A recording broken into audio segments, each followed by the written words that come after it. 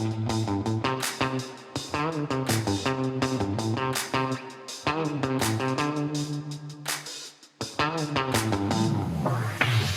to the Penguin Magic Podcast. I'm your host, Eric Tate. Alongside me, with always, my good buddy, Nick Lacapo. Nick, how you doing? Doing better than last week. Yeah, we caught you after a run last week, right? Well, I'm after a run this week too, but yeah, it's just nicer out. I think last week I probably ran in the snow. This week, I can see the sky, so we're good. I was just at the studio, and it's a beautiful day outside. So that means that we have to get inside and podcast. Yeah, well, it'll probably be like sub 20 tomorrow. Oh, so yeah. It's just how it goes around here. Well, we were having a look around the website before we popped on here, and there's a couple of new things out that I think we should talk about before we get into the listener topic this week. And I heard we put out stuff every week. Did you know that? I couldn't believe it. How do we do that? Crazy. How is that even a thing? I don't even know. Do you people know how difficult this is? It is. Sometimes people reach out to me and they're like, "How do you guys keep doing this week after week?" And the answer is, we love it so much, I guess, and this is all we do. Well, unfortunately, the market kind of demands that you put something out every week so that we can only do this. But True. Yeah, that's what it is. It's crazy. Well, Key Motion by Seth Race came out, which is kind of fun, and Dan Harlan is teaching it. So this is a pretty interesting approach to the haunted key. Yeah, it's kind of not the haunted key. I don't know. It's an animated key, right? Yeah, I think that's a better way to put it.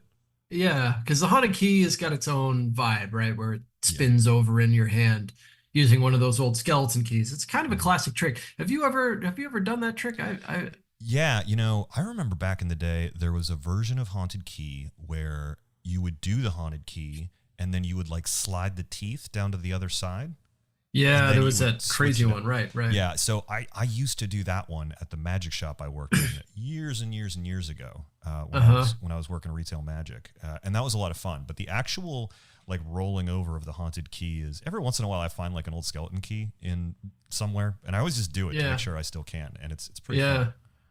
Yeah, it's a cool thing to know if you've never done it. I know there's a great looking haunted key on the market right now, but this is something completely different. I'd be more interested in performing key motion than the haunted key. It looks like a house key, and you place it in the palm of your hand, and it stands straight up, it's on the tip.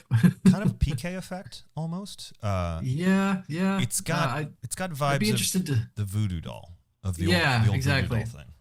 I'd be interested. I haven't seen what Dan did with it, like in his performance. I'd be interested to see how Dan presents it, because I'm sure Dan found a nice justification for the key being possessed, essentially, and standing up on end. But yeah, it's got that great method, because you can't know how that works unless you know that method. And method isn't for everybody. Strangely, it's like a very controversial method in magic, but a good one. I always thought.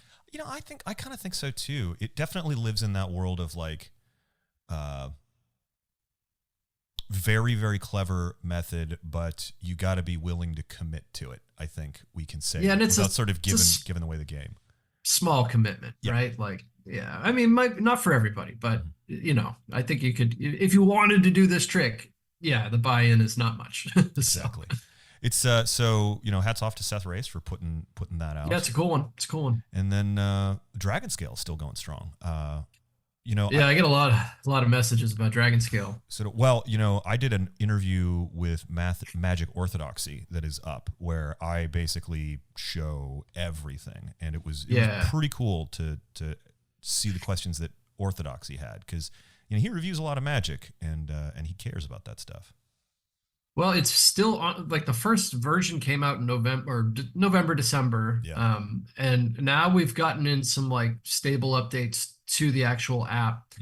And we got the Facebook group going, and there's people posting things that they're doing with it on there.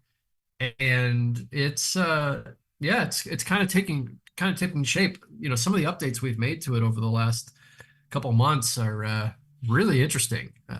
Really, with routines in mind, trying to figure out what do you do with the electronic card scale. It's very cool. So, there's ongoing stuff happening with it all the time. I just saw that there was a new, you know, like a new update coming. It Mm-hmm. doesn't have anything major in it, but a new update coming right now. I think it's ready for distribution Mm-hmm. on the test app. So yeah, it's we're all working on it. We're all talking about it over there. So if you have any questions about it, yeah, if you're listening to this podcast, I think you reach out to us and we'll be happy to help you with it. Yeah, I was having a conversation with Bobby Borgia last night, Yeah. the booker over at Keller's, and he's been back on cruise ships, and that whole idea of using the scale with a secret assistant backstage, I think he's gonna go play with that and like start to really experiment, which is kind of fun seeing this like wild electronic like used on this Yeah. grand scale. So I'm excited to see what he does with it. Yeah, I've come up with some cool stuff. I know you've come up with some cool stuff. I'm seeing cool stuff in the group, Mm-hmm. and I'm waiting for the ball to drop, like oh, that is crazy. Because I mean, it's Yeah, all crazy already, yeah, but the one thing that I just want to drop it into my show somewhere for some reason because of how consistent it is and how well it works. But for right now, I'm still looking for the thing. What is it? I gotta it's find it. it's super exciting. I love Mhm. what people are doing with it. Uh, is there anything else that came out this week or that you Oh, know that's well, there coming was out? sticker kicker is a great trick. Maybe a lot of people are familiar with it, but it was a great Roddy McGee and Jamie Williams thing Hmm. that came out a couple of years ago. I think it won one of the tricks of the year, one Hmm. category. And Greg Wilson was in town recently, and he filmed an edition for it. It's like a perfect Gregory Wilson trick, right? Yeah. It's just like right up his alley. So if you own Sticker Kicker, like if you're listening to this and you own Sticker Kicker, there is a new tutorial on your account from Gregory Wilson teaching his handling. And if you don't own Sticker Kicker, you should buy it. And if you do, you'll get a new handling from Gregory as well. Just a great trick to do. Really, It's really fun trick to do. And we do that a lot, yeah. update tutorials and things. We don't, it's fun. We don't really have the right outlet to let people know about things like that because the only way we can is by sending an email. Yeah. And sometimes we don't really get the time to tell people like, hey, there's new stuff been added to this tutorial. Hmm. And a lot of times people miss their emails, even if we do email about it, right? Yeah. So it's cool that we can like kind of say that here because yeah, you might not even know. You probably own Sticker Kicker and you got new content. Congratulations. Yeah, it's Sticker Kicker is so much fun. It's definitely one of those that I want to find a way to do it in my like restaurant gigs, just because Yeah. it's got that like really fun moment of like being a topological oddity where everything sort of goes crazy and Well, there's an yeah. element of customization as well, Hmm.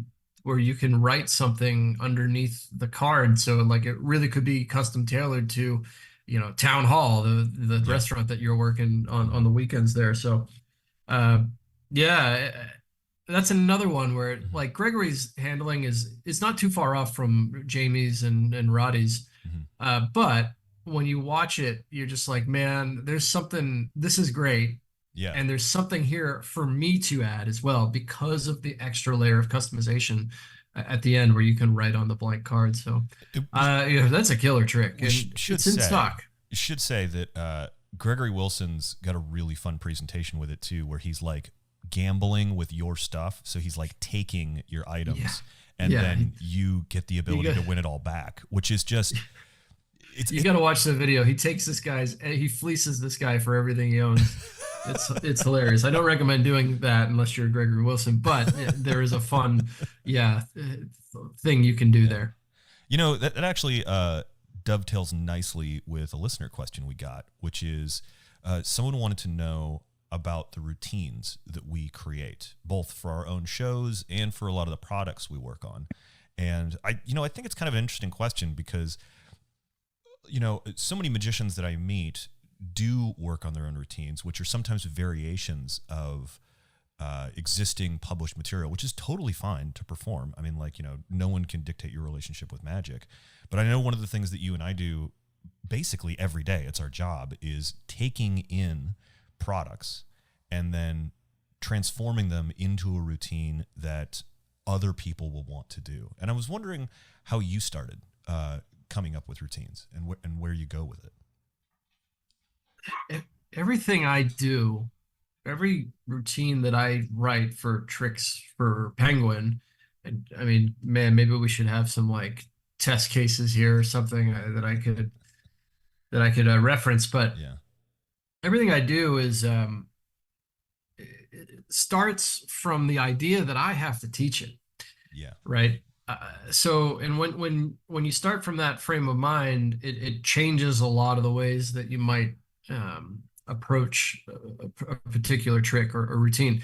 And I realize that that is not an approach that most people would take if you're out there trying to learn a trick, right? Like you might think, oh, Nick learns tricks really fast, Eric learns tricks really fast. I wonder what they do. I've kind of come to realize, and I've thought about this like a lot, maybe recently. A lot of what I do just wouldn't feel relevant, honestly, to a lot of people because Mm-hmm. I basically, when I get a new trick, I write an instructional video Mm-hmm. about it, right? And that is not something you would think to do right away. Mm-hmm. Maybe you should do it. I don't know. But so that's the first thing I'm doing is I have to sit down and script out my instructional video, not word for word, but an outline. Um, here's the introduction. Here's what you receive.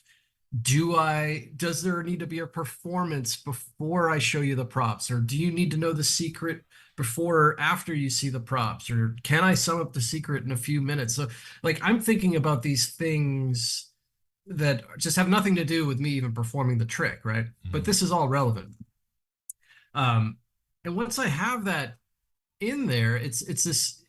I've kind of forced myself to be like, okay, well, this is this basic version that I need to teach now. Mm-hmm. You know, whether or not I would have thought about that basic version at all if I'm just a consumer of the trick, I would have been like, I don't need the basic version, right? No, I have to learn it Mm-hmm. because I have to learn the basic version and I have to go do it. And in doing that, I learned something, Mm-hmm. something that you probably aren't learning if you are just skipping ahead to the medium. And I get it. I wouldn't want to do the basic version. I'm like, nah, I'm beyond that, but I have to. And I'm telling you that these are the little things that kind of unlock it for me to make it feel like I've done the trick a billion and a half times when in reality, I kind of haven't.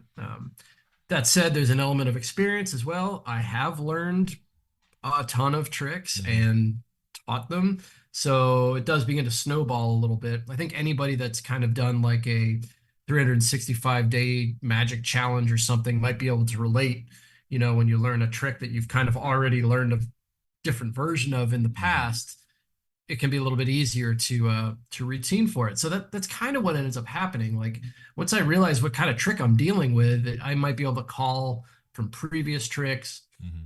But really, the idea that I have to teach it really dictates how I end up like learning the actual routine because I will end up forcing myself to learn parts of this trick that I just wouldn't otherwise. And when Yeah. I sit down to learn tricks that I want to learn, like On Edge by Angelo Carbone, Mm-hmm. I didn't teach that trick, right? But have I done that trick yet? No, I want to, I really do. But I wonder if I did have to go through the process that Javier went through Mm-hmm. in teaching the trick, would On Edge be in my show right now? It might be. It Mm-hmm. really, really might be. So I get it. Nobody really approaches learning magic by having to teach it because then the next thing is that I actually say it out loud on the camera, Yeah. right? I teach it and then and sometimes edit myself Mm-hmm. teaching it, and that just buries it in my head in a different level Mm-hmm. than other tricks. The teaching it element and approaching it from that direction is pretty amazing because just speaking for myself, it is that having to get deep inside the trick and learn every aspect of it makes you really focus on different things. You know, I was doing a lot of John Bannon tricks recently, and as a result, I was sort of forced to critically think about my Elmsley count. Because, like, what am I doing? Like, am I displaying these cards? Am I counting them? And it made me really reflect on what I was doing and how I was doing it. And I think that if you learn something with the idea that you have to teach it to somebody else, you are right in that it will force you to become familiar with the tricks in ways that you couldn't be otherwise.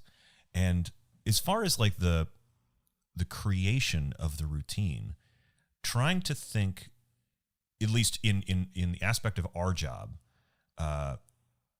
now, and admittedly, you and I get thrown different tricks. Very frequently, I'm representing a fully developed trick, like a lot of.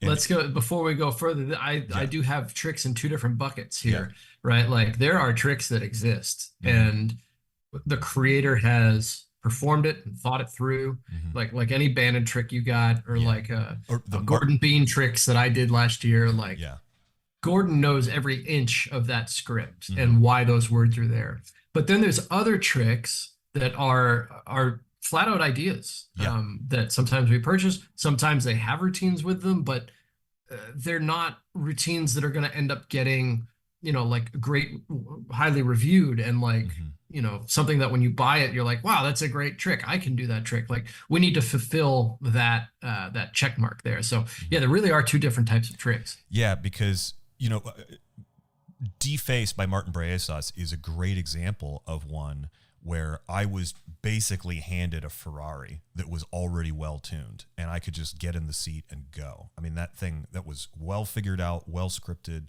everything made sense. And I was just sort of filling in to help the language barrier for customers who might have difficulty understanding Martin, which is something that happens often, right? Whenever we work with somebody who is from outside the US or the UK. Whereas with the incredible appearing Nothing by Christophe Fouquet, there was a routine, but it didn't really have an end. And I recognized that as a detriment to it because you kind of had to do it with the close-up mat. And it was really going out and playing with this environment and discovering, figuring out that you can turn those stickers into turn the holes into stickers made it complete and really took that routine like across the finish line. And so sometimes just figuring out what that little thing is that it's missing is the hardest part, but one of the most important. You gotta treat the trick with respect and the idea with respect. And a lot of the routines come from the fact that we're trying to fill a gap on the tutorial, like especially this is why I'm coming from the tutorial. In that trick, like for example, the Mullica wallet, right? The Mullica wallet, already great.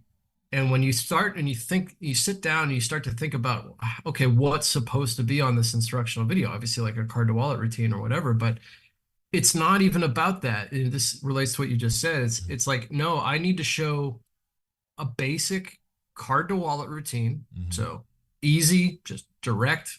That's routine number one.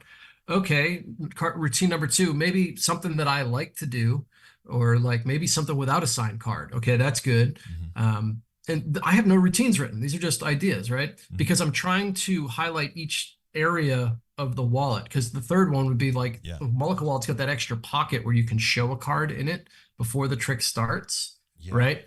So, well, I have to make a routine for that as well. So it's not even like these were my three favorite tricks. They became my three favorite tricks, right? But when you start from that, like, okay, I need basic handling. I need the named card to wallet.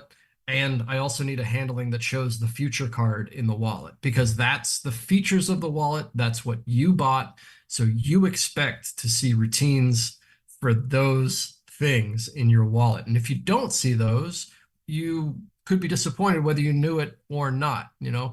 So I wrote routines for those things, not because they were like grabbing me creatively. They became awesome routines, you know, of course they did, because I'm using the features and you learn things. But But like, yeah, the instructional video dictates like everything that I do. Just like with the Appearing Nothing, Hmm. man, if it has a crappy ending and you bought it, like, well, or flip it the other way, Yeah. if you got to be fair to the trick. If you're on the demos or people are saying in the comments on that trick like, ah, it can only be done at the table, or yeah, it Hmm. only works with this.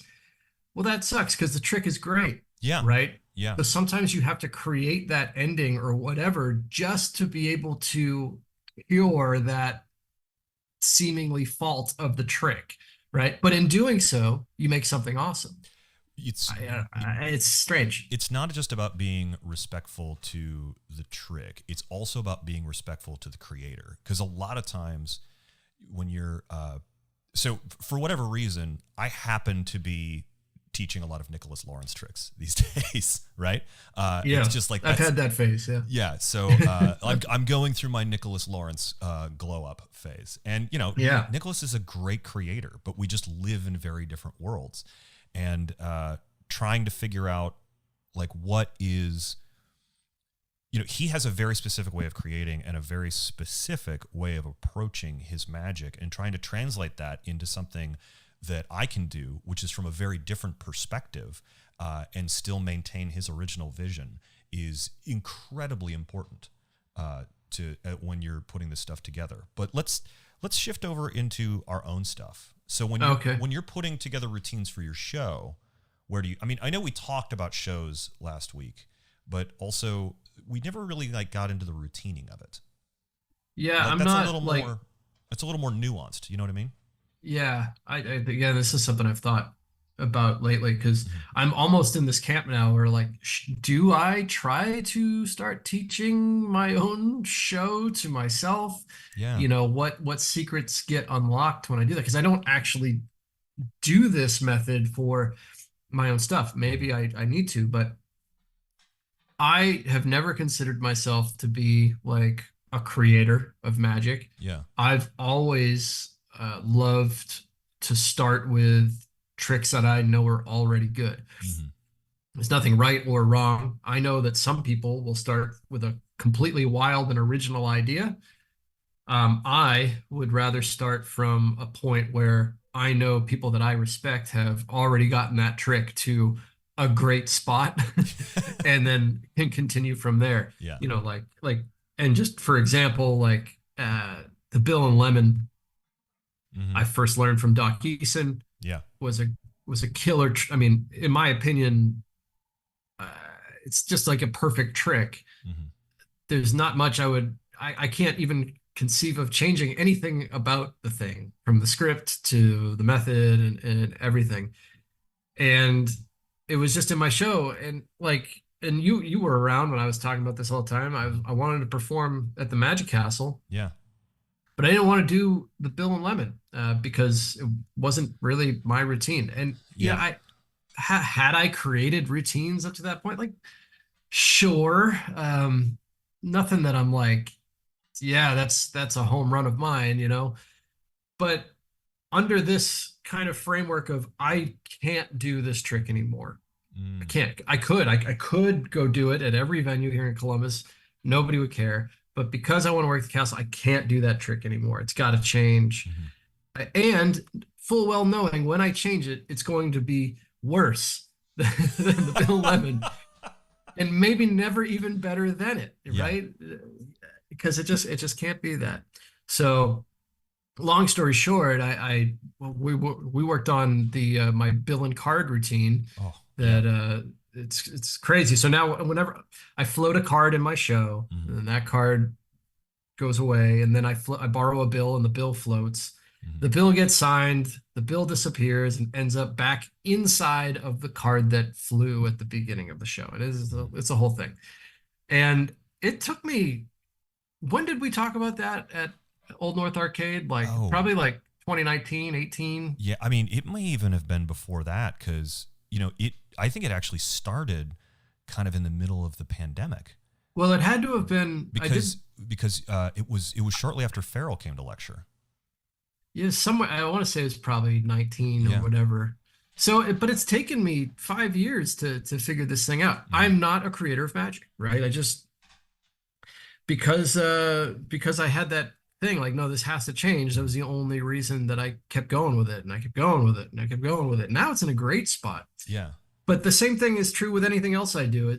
The show tells me if it has to change, basically. Like I only start to routine things when it has to happen, like this script makes no sense anymore Hmm. when it's after this trick and before this trick. It's got to change, and that's when I start writing. I think something that so our listeners, when we're finished with this conversation, are going to get kicked over to a conversation that I had with Christian Engblom, and who is a great creator of magic. And something that I just heard you say that we're going to hear with Christian is, that you spent 5 years working on this trick before you were sort of ready to kind of like Oh, let it sort of like out of the bag, so to speak. Not like releasing it, but even just like performing it in front of yeah, magicians. the And method's changed 50 times. yeah, So and I think it's interesting how often magicians will sort of work at a trick and work at a trick and work at a trick for years and years and years before they really start showing it to people. I mean, I've got this ambitious card that I do with a blue back that magicians really like now. But I mean, I think I worked on that for 3 years before I showed it to anyone. Like before I showed it seriously to people, when people would be like, do a trick, and this has become the one that I do. What keeps you going back to a trick and working on it for so long? Because it's easy to just be like, all right, it's there, it's done. I'm not gonna touch it anymore. But there's some that we keep playing with. I guess for me it's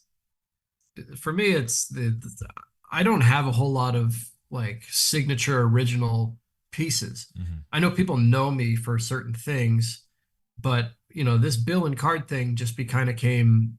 There's got to be a way to do it. Mm-hmm. There's got to be a good way to do this. There's got to be a good way to do this. I wasn't happy with any method, so uh, I guess that was kind of just it. And because I force myself to go do shows all the time, Mm-hmm. like I will, when I'm preparing, I'm like, okay, I'm gonna do the bill. It's in this show. You have no choice. You Yeah. can't back out. What are you gonna do? The Bill and Lemon, right? So it's got a little bit of an element of like forcing yourself to do it. Mm-hmm. I think at one point I probably wanted to give up on it. I'm Mm-hmm. I'm sure I did. Um, there was definitely moments where I had didn't have it correct, Yeah. but yeah, you know what? But there's no when I first started working on it, I didn't think I'd be working on it this long. Yeah. I'm not like, okay, in 5 years I'll have this. It's just, okay, I'm going to work on this now, and Mm-hmm. this is fun. I know people these days really get kind of bogged down. Where like, I needed to learn this yesterday, type of thing. Mm-hmm. I guess I feel lucky that I don't feel that way. If I start working on something, I don't know what. It's all Yeah. fun to me. These are all magic projects. So like, Yeah. uh, if There I'm doing something 10 years later, it's fine by me.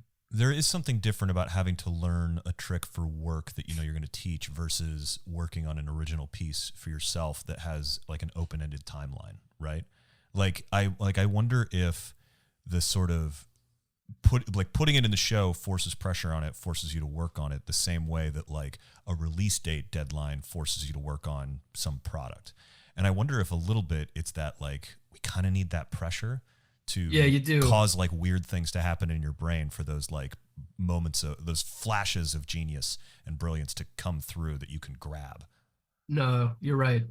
And like, there's things about the bill and card or the, magnetic cards or whatever trick you're working on Mm-hmm. that you'll only learn on stage. Yes. You Yeah. can't learn it writing it down or sitting at your desk. It just can't. Like all of a sudden you'd be on stage, like, oh, it's so much. They don't see my hand go in the pocket, or Yeah. like whatever. You can't know it any other way. That said, this bill and card thing, I know right now. At some point, I'll probably release it because it's very cool. Yeah. The device that does it is very, very cool. But um, I know when I have to teach it, there are like 3 routines that I have not even thought about once. Mm-hmm. Because I know the routine that I'm doing with it now cannot be the main routine on the video, not because I'm trying to hold it back from you. It's just Mhm. you're never going to do it. It's layered into my show in a million Yeah. different ways. Yeah. So I'm going to have to step back and actually create like really baseline routines for this thing Mhm. that I don't even know what they are at the moment. But in doing so, will make me better at the trick. You know, So I know this is going to come around and help me routine my own trick that I created and all of that. I But can already yeah, see myself having to do the same thing for the magnetized cards, where it's like yeah, the presentation that I use is like fun, but it's so specific to me that I need to create different routines so people can like find cards and do have it like cut to the four of a kind or whatever. It's a whole different thing.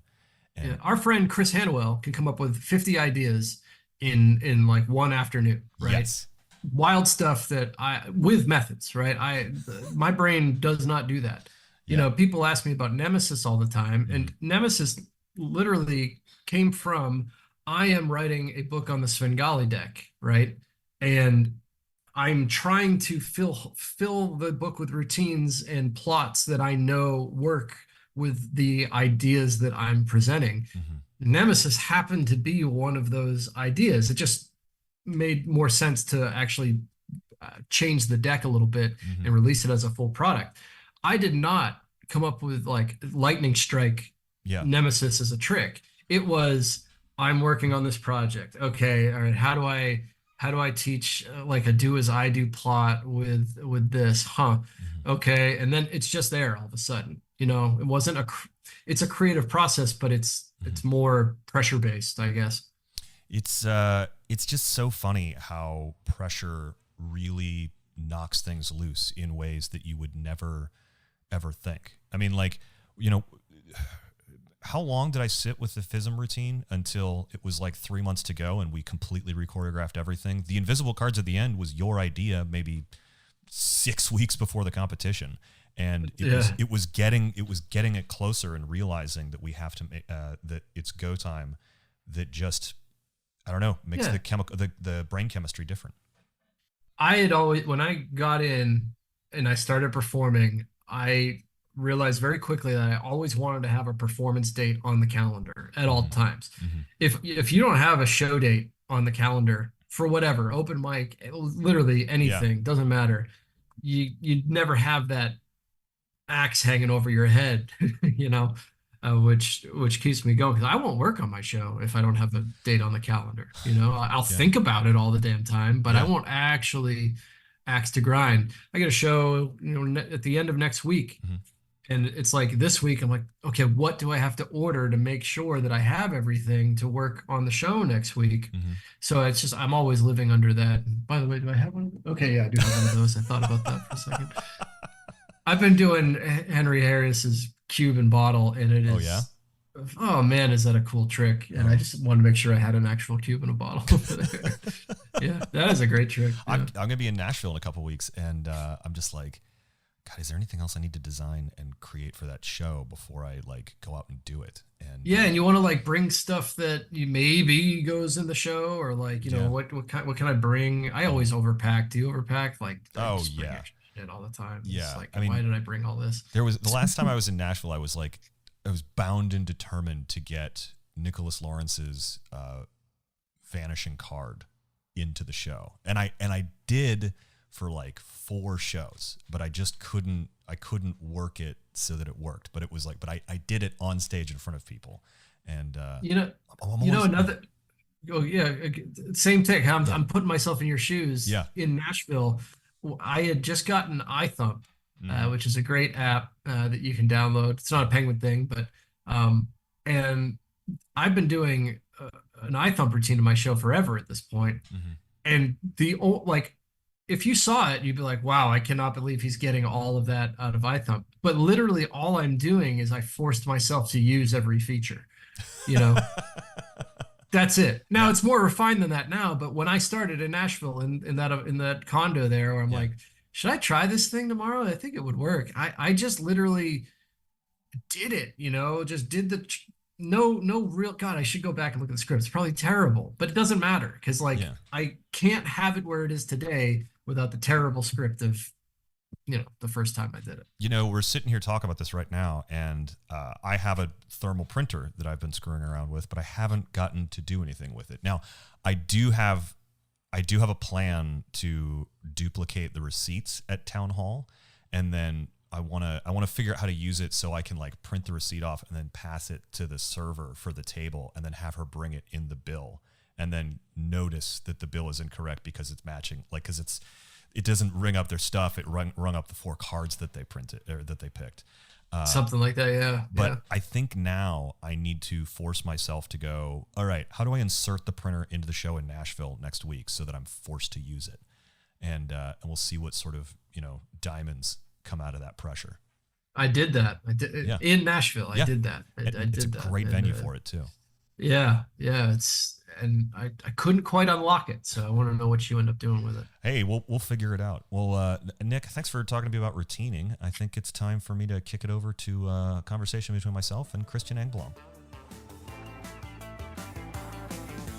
Thanks as always to Nick for joining me on the show. Now, on to the main event. Christian Engblom is known around the world as the Big Finish. This titan of magic is 1/3 of the Fat Brothers with Danny De Ortiz and Miguel Angel Gea, the creator of Triple C, the Cooler, a student of Juan Tamariz, and a Fooler from Penn and Teller. Christian is well known for his wild creativity as well as his ability to perform in 5 different languages. I grabbed some of his time via Zoom, and now you get to join our conversation.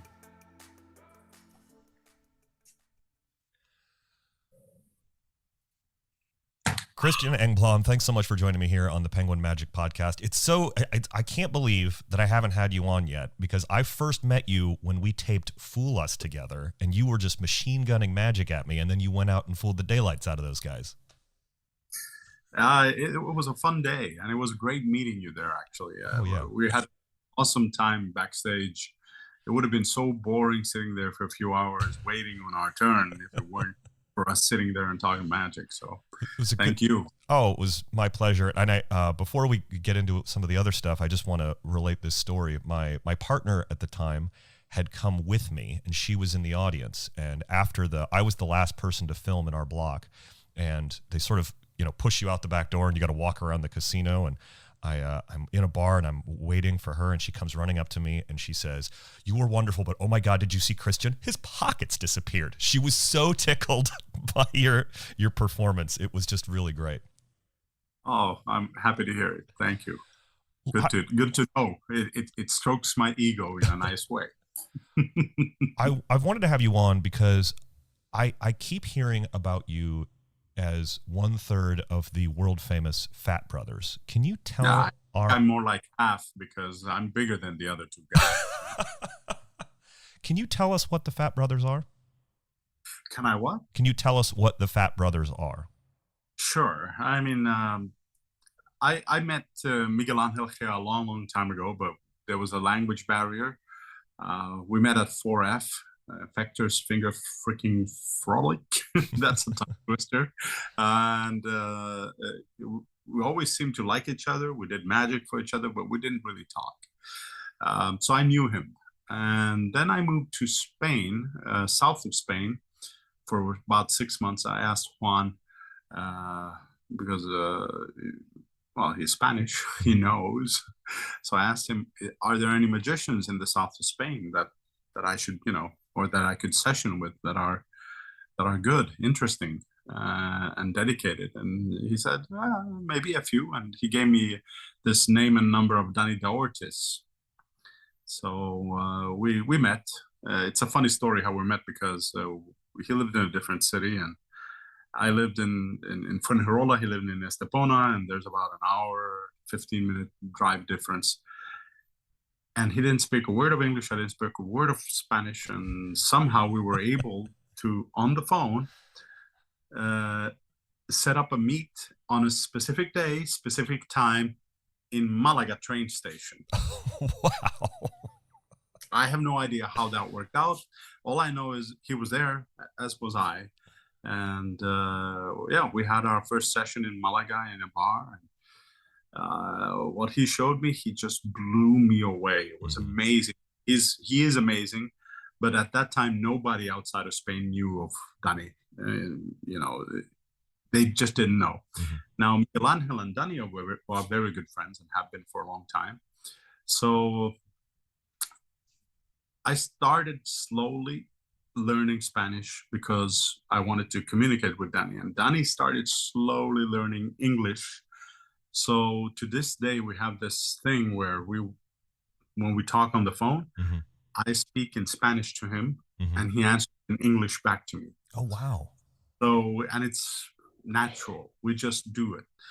We keep doing it, and it's always been what we've done. So if you hear us speaking on the phone, one guy on his side, they're going to think that he's speaking, to an English-speaking fellow magician, and on my side, they're thinking I'm speaking to someone who doesn't speak a word of English because I. But it was funny. Anyway, so Danny and Miguel Angel, they had some projects together. One of them was a festival in a little town, mm-hmm. 2-day festival. And Danny said, "Would you like to come along?" And I said, sure. And we went there and did close-up magic in a bar. And there were some other performances, and spent a couple of days with like 5-6 magicians. It was great. So we bonded more. And then we went to the US. Mm-hmm. Well, actually, I'm jumping ahead of myself. Yeah. Danny to make a DVD with me mm-hmm. together. And I was always thinking, what do you need me for? I mean, you got amazing material. Mm-hmm. And he goes, no, do it together. He'll come to Finland. We can film it in Finland. Mm-hmm. Oh, sure. So the first country Danny ever lectured in outside of Spain was Finland. Wow. Yeah. And that's where we filmed Que Raro. So that was me and Danny. Yes. We were a bit younger and thinner back then, even though we were about to be the Fat Brothers. Mm-hmm. Because then after that, we started, doing something together with Miguel Angel. Mm-hmm. And the three of us went on a tour in the US, doing lectures and performances, not as Fat Brothers yet, but we were filming a DVD. Mm-hmm. And at one stop where there was a magic convention, we just we decided that, look, we're like brothers. Mm. And we're a little bit chubby. Let's call it Fat Brothers. So, okay, Fat Brothers it is. And on the spot, we also decided we were having so much time doing this filming that we're going to make another one called The Thin Brothers. So we all made a vow to lose weight starting right away at this convention. Can't now remember the name of it for the heck of it, but we went on a diet, and we ate nothing but salads, drank no sodas. We were strict. But that same evening, the idea of the Thin Brothers was that the ending of the Fat Brothers is we go in the box fat, close a big, cardboard box. And the beginning of Thin Brothers is we open the same box and we come out baggy clothes and, and thin. That is real commitment to a very specific joke, and I love it. Yes. Well, I don't know how committed we were, because that night there was a huge gala party at the convention, and there was free beer, mm-hmm. wine, pizzas, hot dogs. And we just decided to, raise our glasses and toast our commitment to losing weight and celebrate. And so the second DVD that we did together was Fat Brothers 2. Mm-hmm. And we had gained a little bit of weight. So now it was 400 kilos of good magic instead of Thin Brothers. So, and we actually filmed in material for Fat Brothers 3 as well. Oh, really? Yeah, many years ago, but it's been sitting in Danny's vaults, just waiting for the right time to come out. DVDs are sort of out. Yeah. So I don't know how we're gonna produce, release it, and maybe we'll reshoot something, because it's been so many years. Mm-hmm. It's been like 6 years since we shot Brothers 3. Wow. Yeah. So it's safe to say that Fat Brothers is very much a creative collaboration between the three of you. It's not like a performing group where you're like touring a show. Is that? Well, it can be, mm-hmm. could be. That was a thought at one point. That would be nice. Mm-hmm. we have like 3 or 4 routines that we do together, all 3 of us on stage. Mhm. So then we're performing at the same time. Gotcha. But normally when we don't go to conventions, we'll do 1 or 2 of those together, and then we have our solo acts, and we just sort of, it's performer after performer together, performer and together, something like that. I guess we've never really put too much effort into making it into a real theater performance.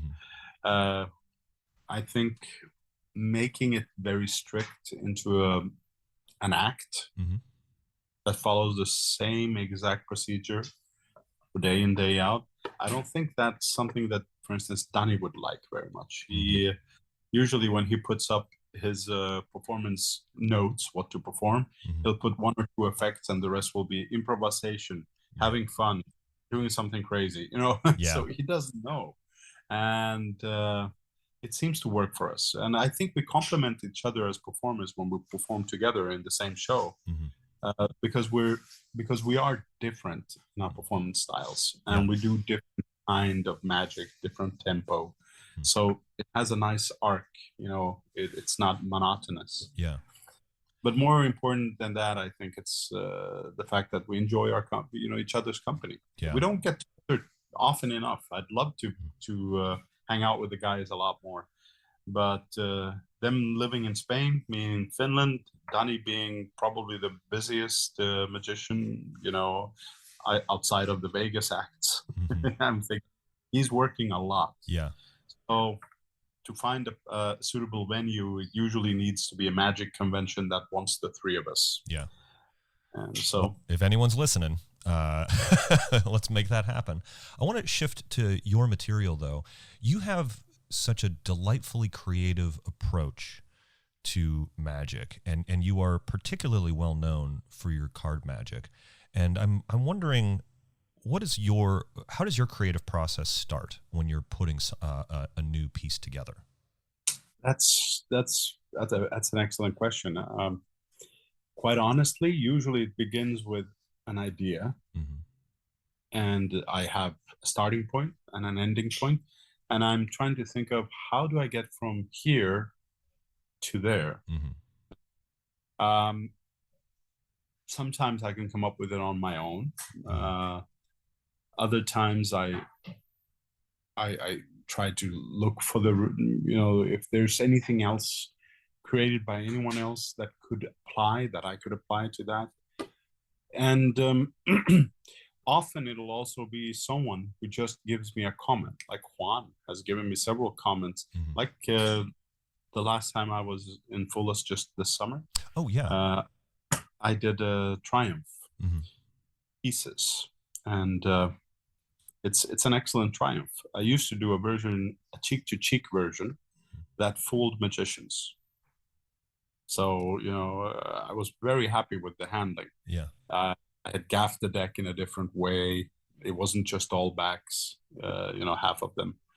And there was a routine preceded that, which allowed me to switch half a deck in and then half a deck out, so that it ended up clean. And anyway, it was a beautiful routine.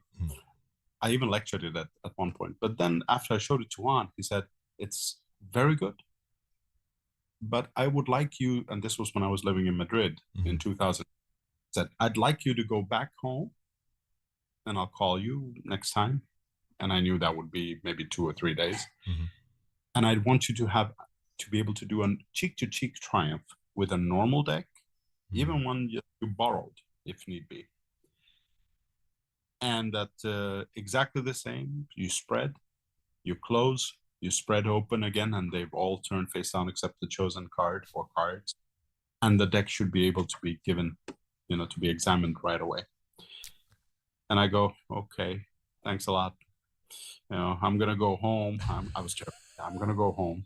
I'm going to be thinking about this. And in 2-3 days, he's going to call me and know that I'm an idiot. I'm not going to come up with a method for that. And so I was in panic. And that sort of did get my creative juices flowing, I guess, being in panic. So I came up with 2 different ways to do it. In theory, Oh, not in practice. I couldn't do it in practice. So when he called me a couple of days later, I explained to him both methods, and he said, "Yeah, they'll probably work, both of them. Work first on this one, on the other one," he suggested. Mm-hmm. So I started working on it. That was pieces, and it took me 5 years until the handling was there, until it was just right.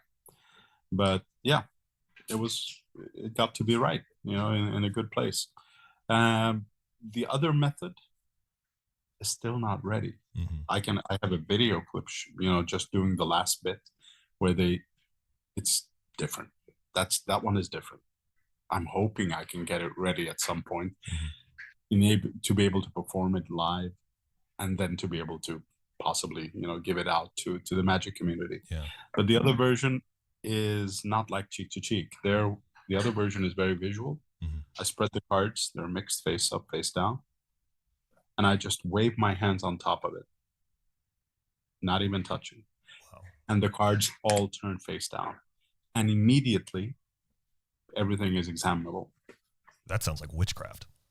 Well, I have a video clip of it, but I don't think you can see it for that if I put it on.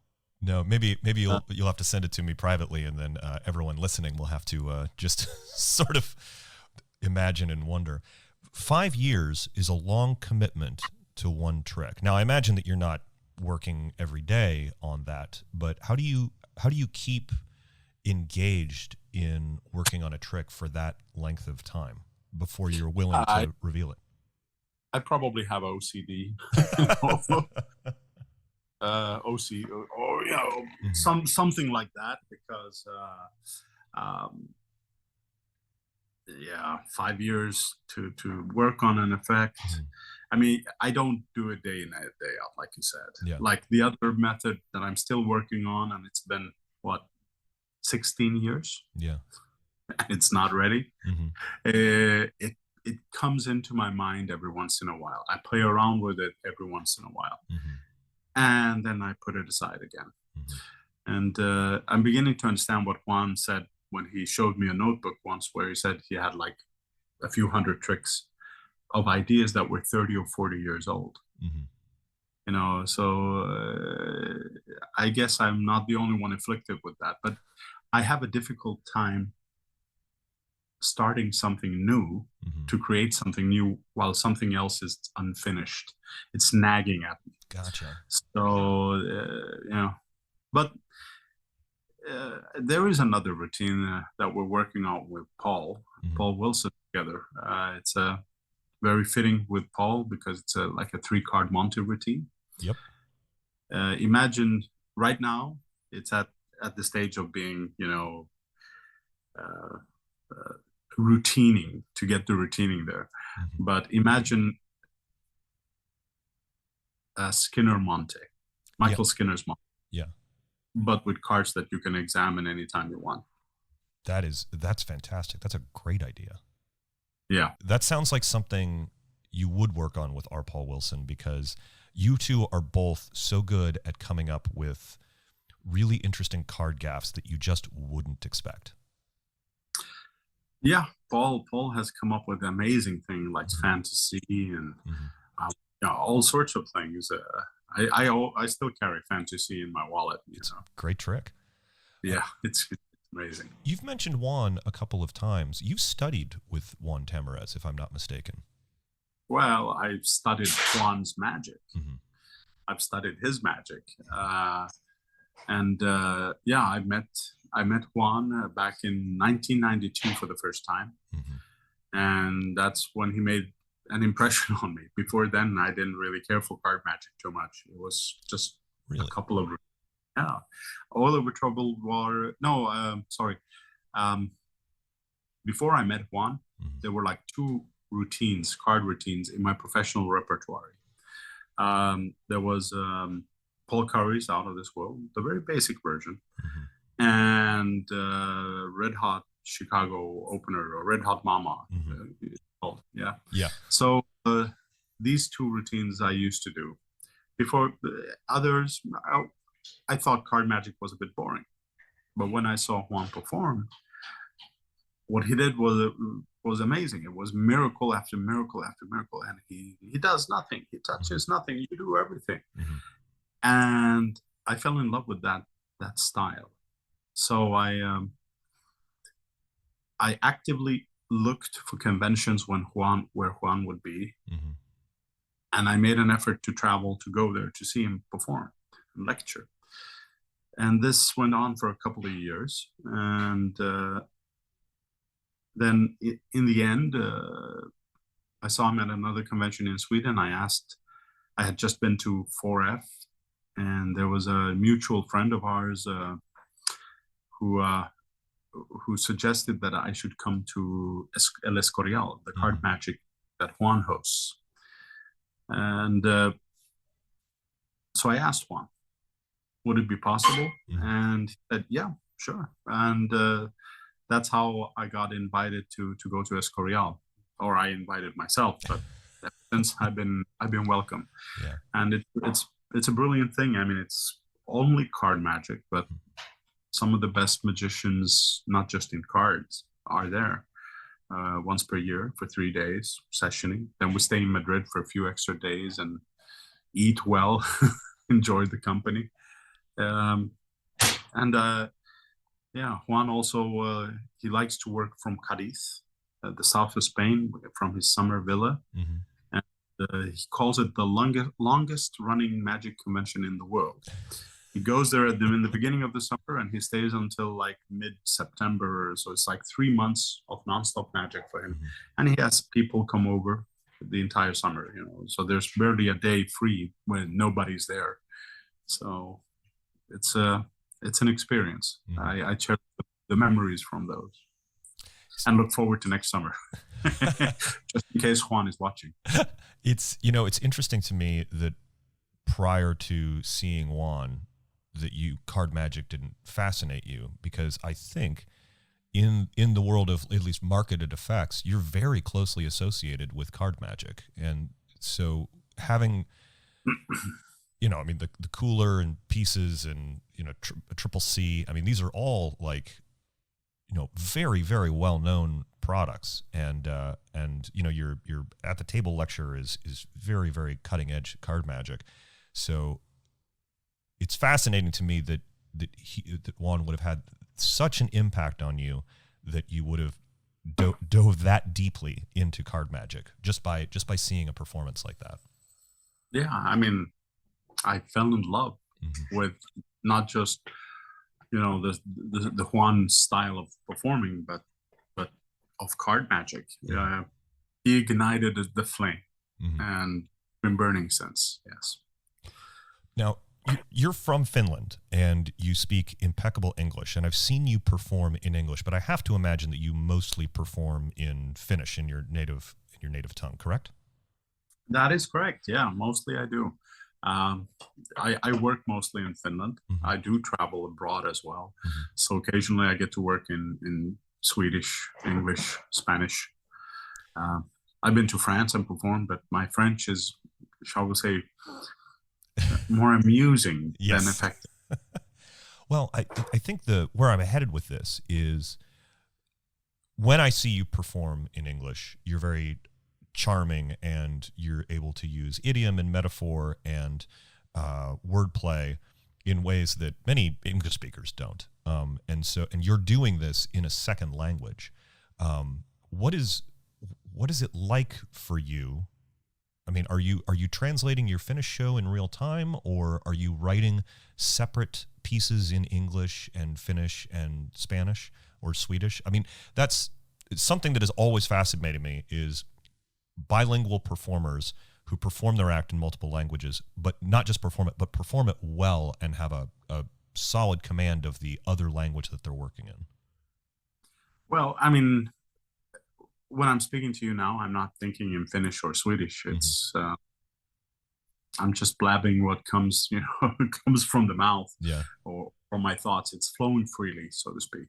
I think my Finnish, Swedish, not Swedish. My Finnish, Swedish, and English are equally strong. So, or equally bad, depending on how critical you are. But yeah, I'm fluent in all three. I think I speak quite well in Spanish and understand, but it's not perfect by any means. And French is like, like that. I can order something at a restaurant. I can maintain a small conversation, but I think the advantage is coming from Finland, where first of all, if you want to communicate with anyone from outside of Finland, you got to learn other languages, because in the world people don't speak Finnish. But we're not a huge country. We haven't had colonies all over the world, so people don't speak this language. And secondly, I think the fact that we don't dub the Finnish TV or films, they're not dubbed like in some countries. Yeah.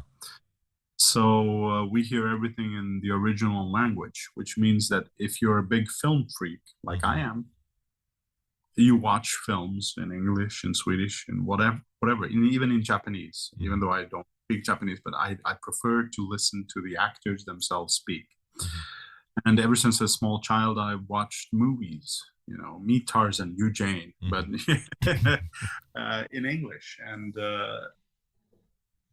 And I guess I have an ear for languages. So I've always learned them by speaking and listening and being corrected in real time. I'm really bad at learning from grammatics, trying to learn rules, verbs, irregular verbs, and what have you. It's like, well, what? So I can't learn a language like that. I can only do it through speaking. And it doesn't hurt that I've been in the US as an exchange student for 10 months. That was back in 89, 90. I was in Nebraska, a little town called Gordon, Nebraska. Oh, wow. Yeah, 2,000 people only there. It was a culture shock, even though I don't come from a country with a lot of people. But it was fun. It was fun. And yeah. So when you're putting together your show, you are putting together a general script and then just and putting it out as you're saying it in real time in whatever the language is. And how do you handle doing different jokes and different references that may or may not be pertinent to a culture, or are you just sort of avoiding that altogether? Well, I mean, there are some jokes that play with words that don't work. There's a joke in Finnish that I do during one routine that I could never do in English, just wouldn't translate. So you think about the things, and when you do your routines long enough and often enough in a different language, you start, picking up. Sometimes the audience member will give you a gag that you can take and use in your next performance, and you just have to be, present and listening. I guess. But yeah, when I do a script, I'm a horrible theater performer in the sense that I very seldom adhere to a script word by word. Like Max Maven was amazing at that. Eugene Berger, but and their sets were really tight. So me, I guess I'm a little bit too relaxed to do a really tight set. Although I am speaking with a director here in Finland to plan a one-man show. Really? Finnish and Swedish and English. But I have a nagging sensation that he's going to want me to have a strict script with the pauses here and the words there. And so it's going to be, it's out of my comfort zone, so to speak. But yeah, why not? I'll give it a try. I'd be excited to see a one-man show from you, and I would really be excited to see the process of you frustrating a director by not adhering to your own script. I think I'm gonna have to at least try to. I mean, when I was at Fullest this summer, the producers had helped. With the script, they wanted me to emphasize some things in the script, simply because the Triumph had been performed so many times on Fullest. They wanted it to be a little bit different. So we worked on a script, and I had it all written down. And as I hate, it's a strong word, I know, but as I very much dislike to have a script that I need to adhere to, I didn't really learn it in time. Mm. Like the day before the taping, I started really reading it, started to try to remember what's on it. And when I did the rehearsals, oh, it was horrible. I mean, I couldn't remember this or that, and I said the wrong things here, and my performance started to drag in the practice, in the rehearsal, and I even flashed a thing I shouldn't have flashed because the table they provided me and the chair, there was a huge discrepancy, so I was sitting with my hands up here instead of normally, so it was difficult. And then, fortunately, one of the main producers, Andrew, came in backstage. This was last summer, and said, "Christian, forget about all of the script. Forget about that. Just be yourself. We want you to be yourself, your own bubbly personality. And that's it." And that was so reassuring. And that's one of the reasons why I love Fool Us. I think it's a magnificent TV show where they really care about you as a performer. They wanted me to learn the script. They wanted me to do it. But since it didn't feel right, they just said, forget about it. Just be yourself. Don't try to force that on. Just do what you do. And in the end, I was able to put a lot of that script in there because I felt the pressure was off. And I could just try to be me as much as possible. So that's a wonderful story, and one that I hear often, that I think that those people do a great job working with magicians. Yeah. Yeah, they do. I mean, I've been asked to go on America's Got Talent and Britain's Got Talent thanks to Fool Us. Yeah.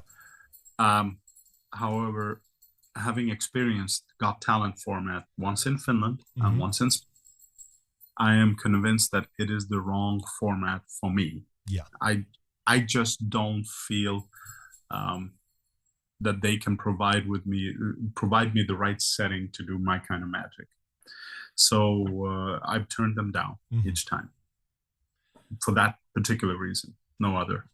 What do you feel is the right setting for your magic? I'm curious, not even from a television standpoint, but for your personal magic, because I've never really thought about the perfect setting for what I want to do. And I'm curious because it sounds like you have had that thought. Well, it depends where. I mean, if I'm doing a corporate show and I do close-up magic, I often suggest to them, depending on the venue, if it's possible, if they have other, interesting activities in there, I suggest them to put me in a corner with a nice velvet-clad table, chairs around, and make it into one of those private little close-up shows, and do a 20-minute show, and then the next group in. Let them come if they want. And that works really nice. It's a nice feeling. That's a preferred way to do in a corporate show. I do walk around and table hopping as well. But it always sort of feels nicer for the performer to have your base and have the audience come to you. Yeah. Also, if the audience comes to you, it's because they really want to see what you do. When you do table hopping, there might be people who aren't really appreciative, who don't want to be disturbed, or whatever the reason is. So since we're talking about what I would like, that setting, for instance, I would like on TV, I would love to do the kind of close-up magic that we see Juan did on Chantara-chan and all of these TV shows, with the people around him, but with a table and people close up, and do close-up magic like that. I think that's a brilliant way to do it. If you do it in a theater, can't really do it as easily.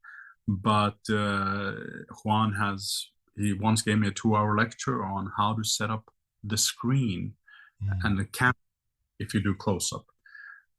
And I tell you right now, most magic conventions and theaters in the world like 99.9% of them do it, I wouldn't say wrong, but in a much worse way. I completely agree with you. And a lot of times it's just, it is very simply that they don't have the camera high enough. That camera has to be really high so that you can get the same perspective of looking down on the table as though you were sitting there. And so often it's like dead level with the magician, and you just lose everything that's happening on the table.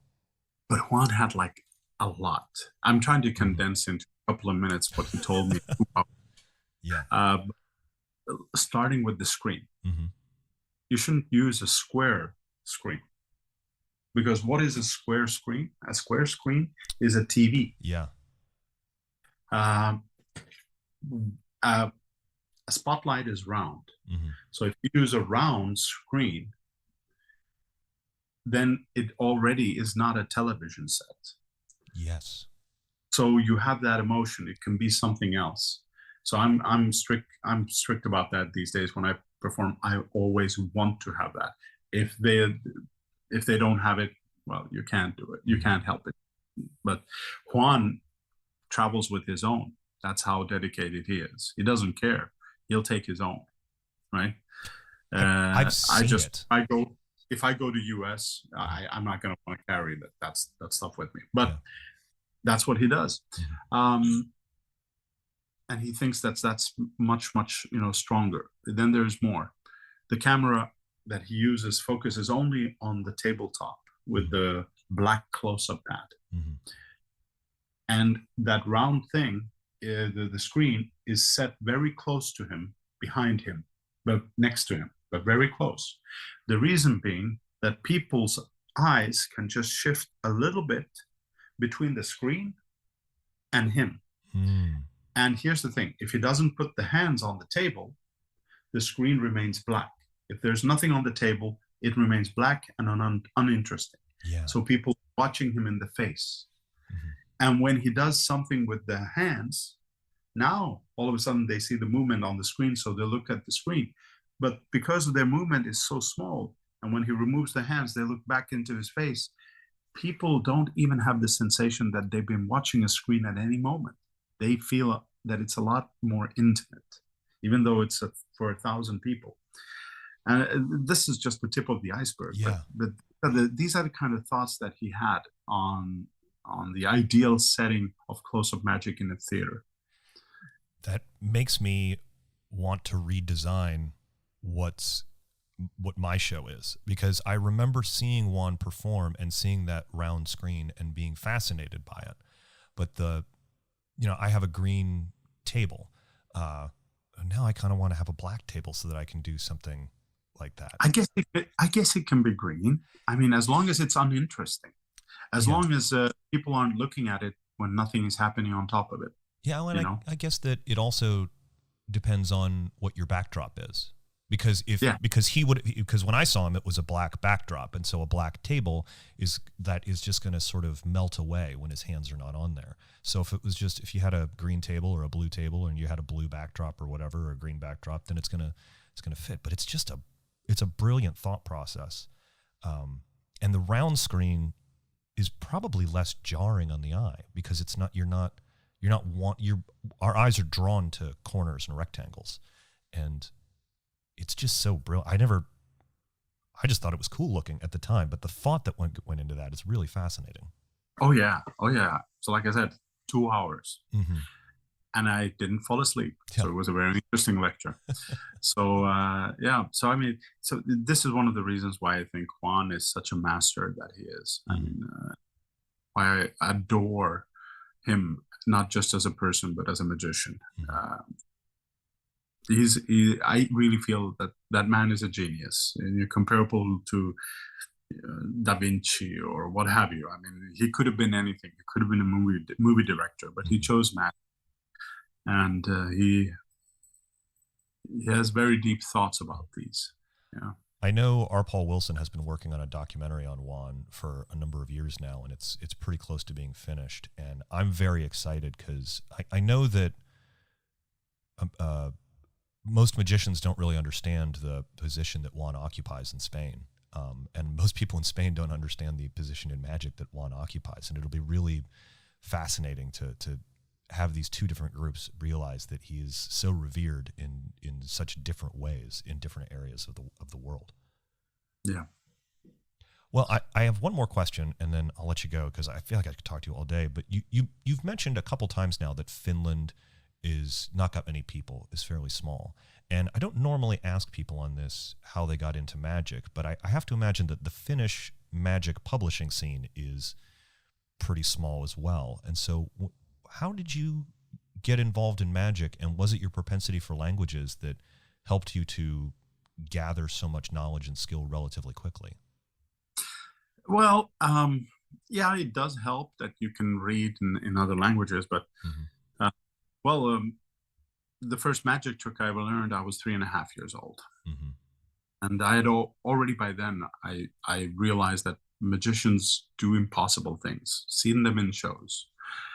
And then I was traveling by train through Europe with my mother.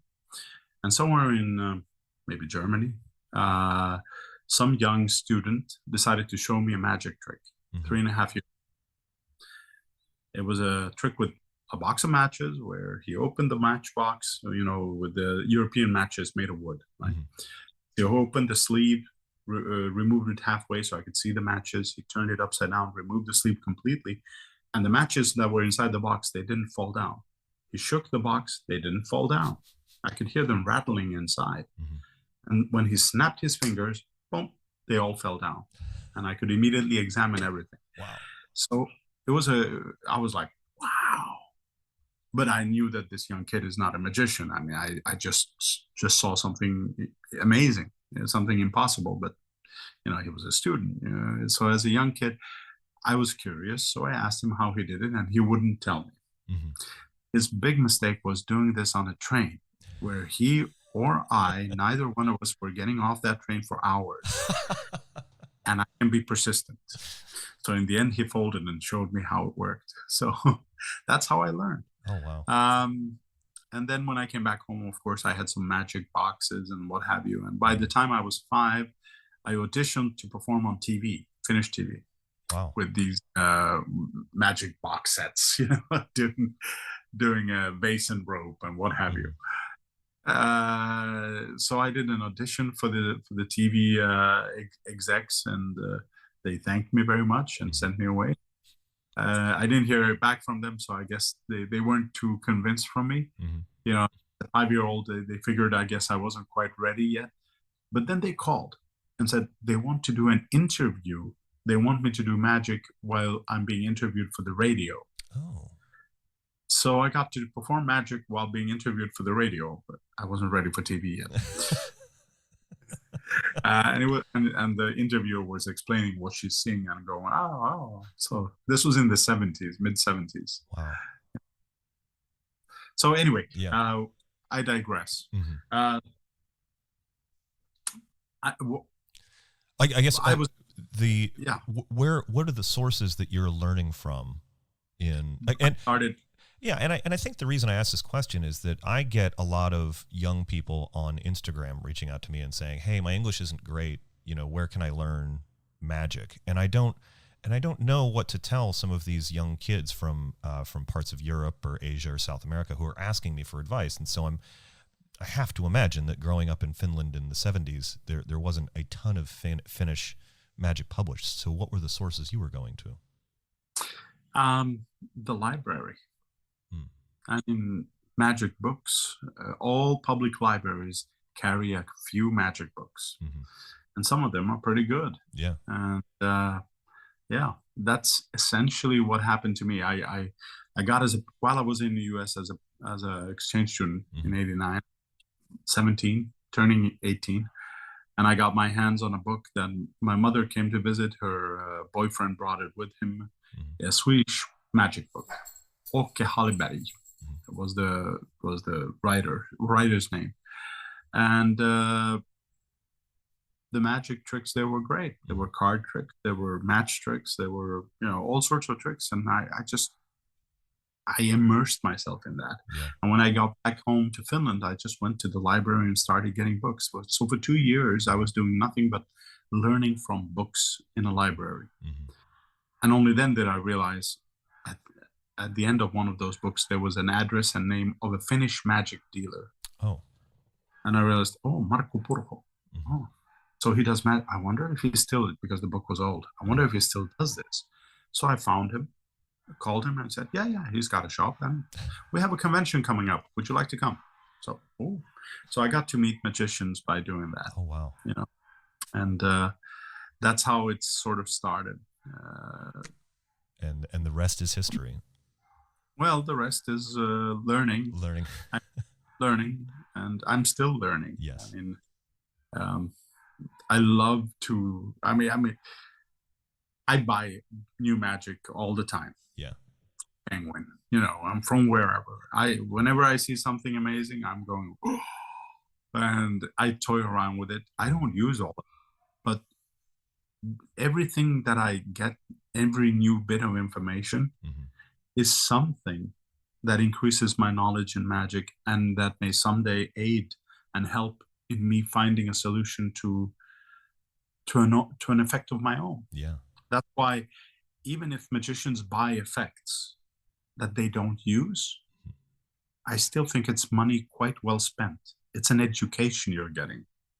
Yeah. You may not get a product that you'll ever use as such, but you're getting an education.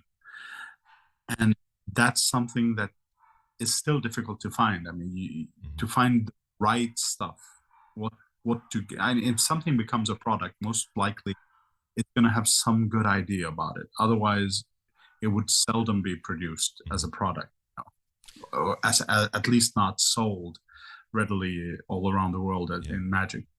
So I think that's a very, knowing the meetings that I'm in as a magic producer, we're always asking, what is the cool thing here? What is the interesting thing that is valuable and worth putting out? And I think that you know, obviously I have a vested interest in people buying magic tricks because of my employer, but I do think that that's a really beautiful statement of what you're getting from these things that you're buying is not just a collection, but an education. And I think that that's a great way to look at it. It really is. It really is. I mean, it's so easy to think that it's another trick for the drawer. Yeah. You know, but no, it's another little bit of information for you. Yeah. And you use it or you don't use it. Maybe it's not the right trick for you, but you're getting that education. Yeah. Yeah. Well, Christian, thanks so much for taking some time to talk to me. We'll have to have you back on to discuss creativity and other things another time. But thanks so much for joining us here on the Penguin Magic Podcast. Hey, thanks for the invite. Thanks, Eric. Hope to see you soon. Of course. See you soon. That's going to do it for this week, kids. Thanks so much to Christian Engblom for being on the show, and thanks to you for listening. Well, the rumors are true. The Penguin Awards are coming back, and there will be an official nominee video and date announced soon. Keep an eye on our Facebook page for more information. I'm about to head out to Nashville to perform at House of Cards and bring some cool new magic to the masses. I look forward to seeing all of the Penguin fans there. As always, we're a weekly podcast, so be sure to like and subscribe as well as share your favorite episodes on the social media platform you've been showing off weird 3D printed keycaps for your mechanical keyboard on. If you wanted to reach out to me about anything on this week's show, you're gonna have to seriously overlook the fact that my alt key is now just Shrek's head. Like, it's legitimately just Shrek's head. Why would anyone let me have access to a 3D printer and the internet? But if printing classic Mike Myers characters to adorn your keyboard isn't your cup of tea, you can always hit me up on Instagram at Eric Tate. That's at ERIKTAIT. From me and everyone else here at the P3 Magic Studios, practice, perform.